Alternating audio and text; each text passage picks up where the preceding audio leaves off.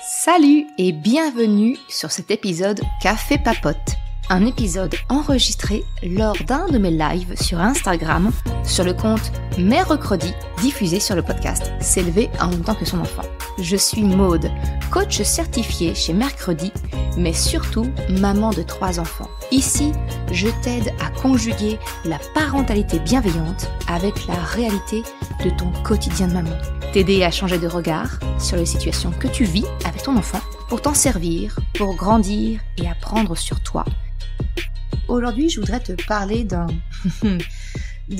rôle que l'on a en tant que parent, qu'on a vraiment l'impression c'est la mission qui nous incombe, celle de protéger nos enfants. Très souvent, en tant que parent, on veut protéger nos enfants. D'ailleurs, on va potentiellement tomber dans l'extrême inverse, c'est-à-dire qu'on va restreindre la liberté de nos enfants pour vraiment, dans le but de le protéger. Encore une fois, comme d'habitude, si le sujet du jour te fait réagir et que tu es en direct sur Instagram, n'hésite pas à me laisser un petit message, poser ta question, je les prendrai au fur et à mesure et je ferai un petit tour à la fin. Et puis si tu m'écoutes sur le podcast lorsqu'il est diffusé le mardi, pas de problème, on peut également échanger, il suffit simplement que tu m'envoies un message soit directement sur ma boîte mail à Maude, M-A-U-D-E, parce que oui, j'ai un E, @merrecredi.com. Donc comme le jour, mais avec un E encore en plus, sur Mercredi. Et puis évidemment, bien sûr, sur Instagram, en message privé, c'est toujours un grand plaisir d'échanger avec toi en direct. Bref, si je reviens au sujet d'aujourd'hui que je te proposais, c'était vraiment cette notion de comment on fait pour protéger nos enfants. C'est quelque chose en tant que parent, c'est notre mission, j'ai envie de te dire. Et très souvent, en fait, il y a une petite confusion dans notre esprit. C'est qu'on va vouloir protéger notre enfant de vivre des situations douloureuses, de vivre des émotions douloureuses. Et en fait, on ne peut pas. On ne peut tout simplement pas protéger nos enfants d'expérimenter une émotion douloureuse. Et j'ai envie de te dire, c'est une bonne chose. Parce que toutes les émotions, elles ont des messages et elles sont là pour apprendre des choses. Donc ton enfant, il a aussi besoin de passer par ces émotions douloureuses pour apprendre des choses, pour apprendre à connaître quelles sont ses limites, quelles sont ses valeurs, quels sont ses besoins. Et c'est vraiment en ça, je reboucle toujours la même chose, mais c'est vraiment en ça que pour moi c'est primordial, d'apprendre à décrypter le message des émotions, pouvoir comprendre ce fameux message pour ensuite pouvoir mieux vivre l'émotion, pouvoir l'exprimer et pouvoir en parler aux gens qui nous entourent pour éviter de revivre encore et toujours cette même situation. Et donc pour en revenir au sujet, c'est que en tant que parents, souvent on confond notre mission, notre noble mission de protéger nos enfants. On voudrait protéger nos enfants de vivre ces moments douloureux, de vivre ces émotions douloureuses, alors qu'en fait notre job, c'est plutôt de faire en sorte que quand ces situations douloureuses apparaissent pour notre enfant, c'est de l'accompagner pour l'aider à traverser ce moment, à traverser cette émotion du mieux possible pour que finalement il apprenne comment vivre une émotion douloureuse. Et ça change tout. J'ai envie de te dire, ton enfant, tu peux pas le mettre sous papier bulle et l'empêcher de vivre des situations douloureuses. Parce que quelque chose qui pour toi va te paraître peut-être anodin, ton enfant, avec sa sensibilité, son vécu, sa façon de voir les choses, il va peut-être, lui, mal le vivre. Donc, prévenir quelque part des émotions douloureuses, 1, ce n'est pas souhaitable, et 2, c'est mission impossible, tout simplement. Donc en fait, notre job, faudrait peut-être qu'on revoie un petit peu le curseur. Ce n'est pas d'éviter à nos enfants de vivre des situations douloureuses, mais c'est de les accompagner, c'est d'apprendre à notre enfant à traverser les moments douloureux quand ils se présentent. Comment on réagit. Et c'est ça, réellement, notre job de parents, notre mission, tu vois, c'est d'accompagner notre enfant à savoir vivre ces moments-là. Et la difficulté, c'est comment on accompagne notre enfant à apprendre à vivre ça quand nous-mêmes, on ne sait pas spécialement le faire. Je sais pas ce que tu en penses. Je sais pas si tu as l'impression, toi, justement, de savoir traverser des situations douloureuses, traverser des moments de colère, de tristesse, de frustration ou autre. comment est-ce que tu réagis toi en tant qu'adulte déjà?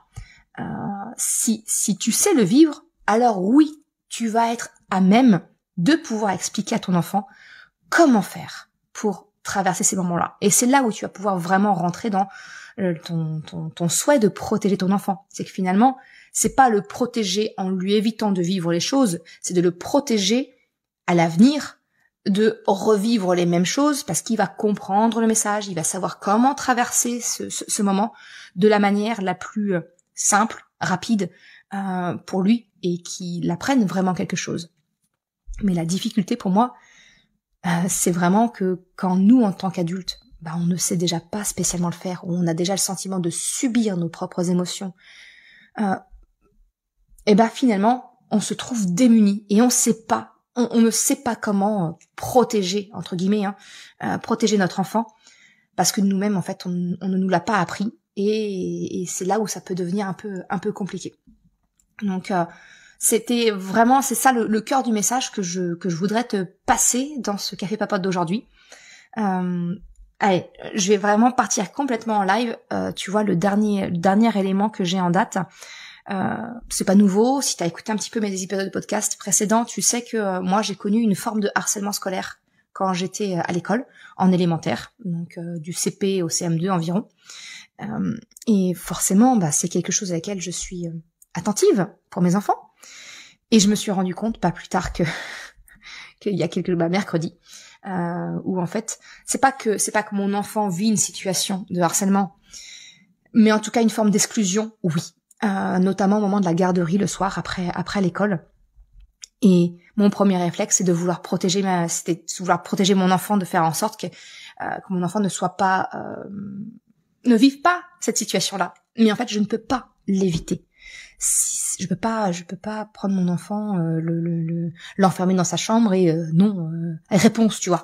Mon enfant, c'est pas réponse. Je vais pas l'enfermer dans une tour pour que rien ne vienne l'atteindre finalement. Par contre, ce qui est important, c'était de faire parler mon enfant, de comprendre qu'est-ce qui l'embêtait le plus, de discuter ensemble des solutions qu'on pourrait mettre en place. Je suis à mon compte. La solution facile, c'est de dire, tu rentres après l'école. Donc, il va falloir que je pose bien mes limites, que j'explique bien mon besoin, moi, de pouvoir travailler encore un peu plus d'1 heure quand mon enfant va rentrer de l'école. Donc là, encore une fois, on rentre dans un processus de j'explique mon besoin, tu m'expliques le tien, et puis on trouve un chemin d'entente, si tu veux. Mais voilà, pour recoller au sujet du jour, on ne peut pas protéger nos enfants de situations douloureuses. Il y en aura toujours. Et même quand on ne pense pas, on n'imagine pas que la situation puisse être douloureuse pour notre enfant, on n'est pas dans sa tête.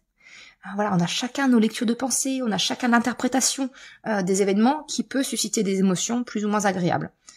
Donc, protéger notre enfant, ce n'est pas lui éviter de vivre les situations, c'est de savoir comment réagir quand il vit des émotions douloureuses. C'est ça, vraiment, protéger son enfant. Voilà un petit peu le message que je voulais te passer. Alors, je vais regarder s'il y a des questions. J'ai vu passer un message. Tu me dis, de mon côté, j'essaie de comprendre son émotion, d'échanger avec mon enfant pour en connaître la cause et ensuite chercher effectivement comment l'accompagner au mieux. Exactement. C'est tout à fait ça, Élevage Whippets. C'est le but. Déjà, c'est de comprendre la situation. C'est d'essayer de objectivement de comprendre. Et puis de l'amener à réfléchir par eux-mêmes, nos enfants, dire de quoi tu aurais besoin. Est-ce que tu as besoin de poser une limite? Comment on peut le formuler? Voilà, on peut pas, encore une fois, on peut pas les mettre sous bulle, nos enfants. On peut pas les protéger à tout prix. La meilleure protection, ça reste encore l'accompagnement. Comment on réagit dans ces moments-là? Quelle émotion, voilà, nommer les émotions. Je te parle très souvent. Non, dernièrement, je t'ai parlé d'un projet que j'ai d'un jeu de cartes. Alors, c'est pas un jeu dans le sens quelque chose à jouer avec son enfant, mais un support sous la forme de cartes qui permettrait justement aux parents et à l'enfant, même s'il n'est pas lecteur, donc ça me tient vraiment à cœur, qui puisse identifier les émotions Et mon but à moi derrière, si tu veux, c'est au-delà que l'enfant reconnaisse l'émotion, c'est vraiment te donner les astuces à toi le parent, à toi l'adulte, comment tu accompagnes ton enfant à travers cette émotion, comment on peut l'exprimer d'une manière acceptable. Je pense notamment à la colère. Comment on peut arriver à comprendre le message, parce que c'est vraiment ça finalement l'élément le plus difficile, à mon sens. Dis-moi si je me trompe, mais moi, jusqu'à tout ce travail que j'ai fait sur moi, on m'a jamais appris à comprendre le message d'une émotion. C'est pas quelque chose qui est classique. On nous parle d'accueillir les émotions. Oui, d'accord, mais accueillir c'est bien. Puis on en fait quoi après, en fait?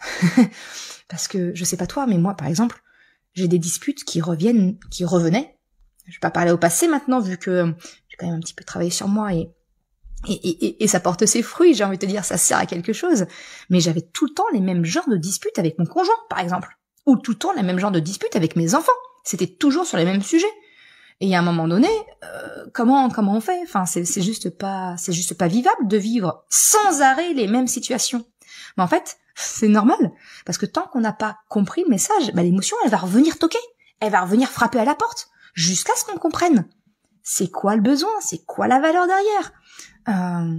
Là, cette phrase-là, je te la répète sans arrêt, mais ça me tient vraiment à cœur, et c'est pour ça que ce soit dans la formation pour mieux vivre ses émotions, qui s'appelle S'élever en même temps que ses émotions, ou ma formation globale où je t'accompagne dans ta posture de parent, qui est S'élever en même temps que son enfant, dans ces deux formations-là, je vais bien plus loin que te poser la question, dire c'est quoi le message de l'émotion. Je t'apprends vraiment à vraiment comprendre c'est quoi le message de l'émotion. Quel est le processus qui se met en place dans ta tête à toi? En quoi ça vient résonner dans ton passé à toi pour que tu comprennes tes déclencheurs, que tu les identifies et que tu puisses vraiment, derrière, si tu veux, t'en libérer. C'est vraiment ça, t'en libérer. Aujourd'hui, je ne me dispute plus ni avec mes enfants, ni avec mon conjoint pour des sujets récurrents. C'est passé parce qu'on les a traités. La dernière en date, c'est un sujet de fond. Je t'en ai parlé d'ailleurs dans un de mes mails, la minute des mamans parfaitement imparfaites, où mon mari avait eu ce petit mot où il m'avait traité d'extrémiste sur mon côté féministe, si tu veux. Bon, autant dire que ça a fait volcan, parce que là il est venu toucher à une valeur très très forte chez moi, et ça a enclenché une discussion qui a mis du temps, parce que bien évidemment, en plus il y a le quotidien, il est parti en déplacement, ce genre de choses. J'ai envie de te dire qu'aujourd'hui, elle est derrière nous, cette discussion-là, parce que j'ai pu exprimer ma valeur, j'ai pu exprimer ce que j'avais besoin de lui par rapport à cette valeur. Lui m'a exprimé, à contrario, en quoi ça le dérangeait, qu'est-ce qui l'avait poussé à me qualifier d'extrémiste, pour qu'on en discute. Et voilà, les disputes perpétuelles qu'on pouvait avoir, on les a plus. J'ai envie de te dire, pour moi, à partir du moment où on est capable de savoir vivre, exprimer, communiquer ses émotions, ne surviennent les colères, les disputes, tout ce que tu veux bien, voilà, de négatif, la spirale, les tempêtes émotionnelles, ne subsistent que celles qui sont nécessaires pour apprendre quelque chose. Donc, forcément, ça allège drôlement le quotidien. Et c'est pour ça que ça me tient à cœur de t'y accompagner à travers cet épisode où effectivement je te donne comme ça des petites pistes de réflexion, peut-être de prise de conscience, et puis bien naturellement où je te prends par la main, pas à pas, où je te guide à travers soit mes coachings, soit mes formations. Ça, c'était la petite minute autopromotion, bien évidemment, parce que je ne vis pas d'amour et d'eau fraîche, ce serait bien pratique, mais pas encore. Donc voilà ce que je voulais te partager aujourd'hui sur finalement le petit piège qu'il y a derrière vouloir protéger ses enfants, protéger nos enfants des choses négatives, mais en fait, on peut pas protéger nos enfants des émotions négatives. On peut simplement les accompagner à savoir mieux vivre ces moments-là. C'est la petite différence qui fait tout, selon moi. Voilà pour le café papote d'aujourd'hui. Je sais pas si tu as s'il y a encore des questions, je vais prendre 2 petites secondes. Sinon, tu sais bien, c'est comme d'habitude, en message privé, j'échange avec toi avec grand plaisir. Et puis, voilà, si tu es sur le podcast à m'écouter, eh bien, il y a toujours mon adresse mail, ou tu peux me rejoindre sur les réseaux sociaux et me contacter. Ce sera toujours un grand plaisir. J'en profite en aparté. Aujourd'hui, mon site internet est en petite pause parce que je suis en train de travailler dessus. Je fais ma pause avec toi pour ce live Café Papote, mais sois pas surprise si tu te rends sur mon site. C'est normal, voilà, le site se refait une beauté, enfin d'un point de vue technique. D'un point de vue esthétique, quand il va revenir, rien n'aura changé. Mais voilà, ne sois pas surprise si tu vas voir sur mon profil ou autre pour trouver soit mon guide gratuit, la boussole des émotions, soit mes formations ou mon accompagnement. Pour l'instant, tout est en pause parce que je suis en train de travailler dessus. Alors, maintenant que ça c'est fait, je pense qu'on a fait le tour des questions. Un grand merci à toutes celles et ceux qui étaient en live sur Instagram. Je te souhaite une excellente journée. Et puis, à très bientôt. Ciao! Je te remercie d'avoir écouté cet épisode jusqu'à la fin. Si tu souhaites soutenir le podcast pour m'encourager à continuer à créer des épisodes, eh bien, tu peux le faire sur le site merrecredi.com/soutien en me faisant un don libre. Une autre façon de m'encourager et qui est vraiment très efficace, eh bien, c'est d'en parler tout simplement autour de toi, de partager le podcast, le site. Et si le cœur t'en dit, eh bien, c'est également de me laisser un commentaire ou une note sur Apple Podcast, Spotify, quelle que soit la plateforme, si elle te le permet. Ça m'aide vraiment à faire connaître le podcast, à diffuser ce message qu'une autre façon de la parentalité est possible. Un grand merci à celles et ceux qui prennent le temps de le faire, mais également ceux qui m'envoient des messages privés. Ça me fait toujours très chaud au cœur. Je te souhaite une excellente journée, après-midi, soirée, quel que soit le moment où tu écoutes, et je te dis à très bientôt pour un nouvel épisode. Ciao!